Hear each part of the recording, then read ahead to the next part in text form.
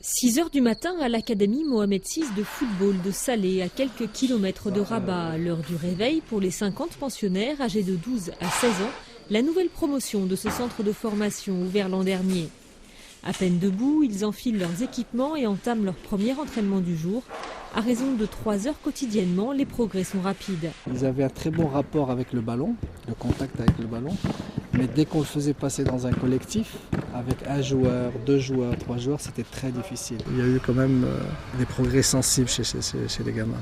En plus, à cet âge-là, ils sont très réceptifs et puis c'est des éponges, ils absorbent énormément. Tous ont appris à jouer au foot dans la rue. Les 2 tiers d'entre eux sont issus de milieux pauvres. Ils viennent de tout le Maroc et sont entièrement pris en charge par l'Académie. Tout est super ici, l'entraînement, l'école, on a eu la chance de rencontrer des entraîneurs de haut niveau et maintenant on a beaucoup progressé. Je suis très fier d'être à l'Académie, je veux devenir professionnel et jouer pour l'équipe nationale du Maroc pour faire honneur à mon pays.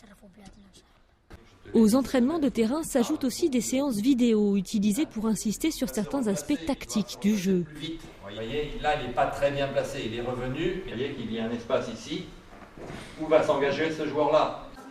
Enfin, quand ils ne se consacrent pas au foot, ils sont à l'école de 9h à 13h.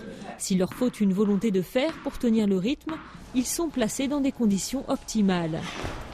Aujourd'hui, objectivement, est en Afrique le numéro 1. En Europe, on est dans les 3 meilleurs. Si on se compare en France, on est vraiment top niveau en France. On n'a pas l'équivalent.